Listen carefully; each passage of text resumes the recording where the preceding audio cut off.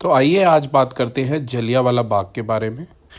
जलियांवाला बाग हत्याकांड के बारे में भी बात करेंगे, जो कि भारत के पंजाब प्रांत के अमृतसर में स्वर्ण मंदिर के निकट 13 अप्रैल 1919, जो कि बैसाखी का दिन था, उस दिन हुआ था।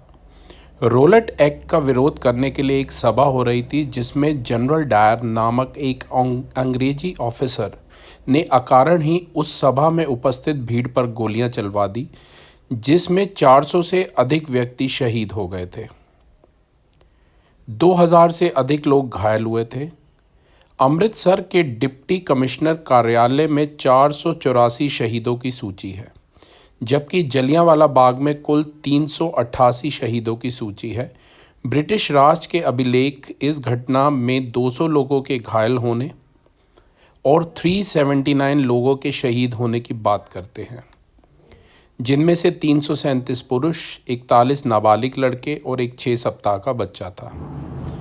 आधिकारिक आंकड़ों के अनुसार 1500 से अधिक लोग मारे गए थे और 2000 से अधिक लोग जो थे घायल हुए थे। यदि किसी एक घटना ने भारतीय स्वतंत्रता संग्राम पर सबसे अधिक प्रभाव डाला तो वह था यही जघन्य हत्याकांड, जिसे जलियांवाला बाग हत्याकांड के नाम से भी जाना जाता है।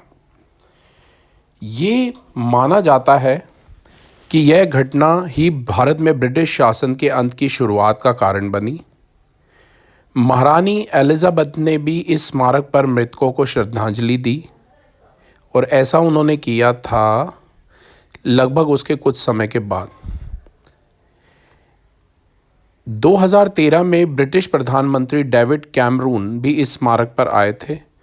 विजिटर बुक्स में उन्होंने लिखा कि यह ब्रिटिश इतिहास की सबसे शर्मनाक घटना है।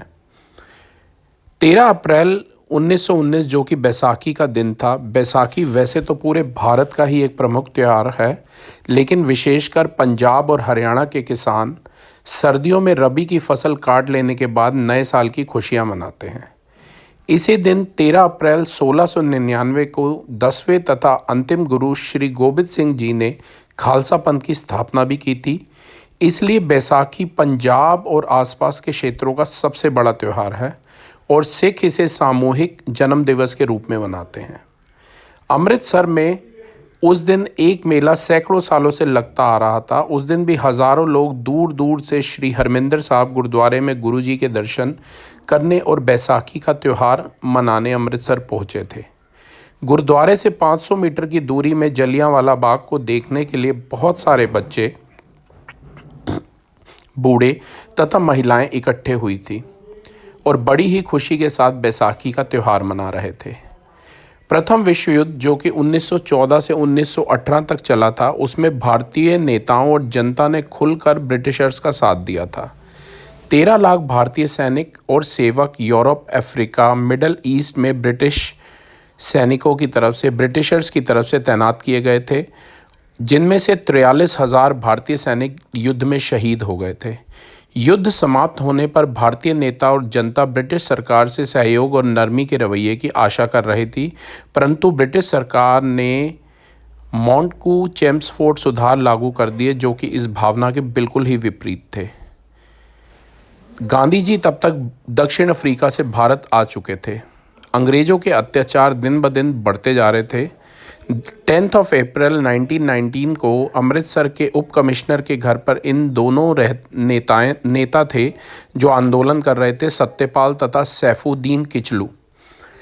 तो भारतीयों ने इन्हें छुड़वाने की मांग भी की। जैसा कि आप गोलियों के द्वारा जो गोलियों के मार्क्स हैं, बुलेट मार्क्स, वो अभी भी आप दीवारों पर सामने देख सकते हैं।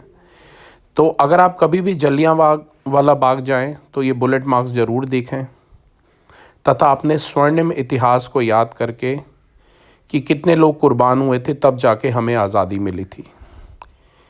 ना जाने कितने झूले थे, ना जाने कितनों ने गोलियां खाई थी, तब जाके हमने आज़ादी पाई।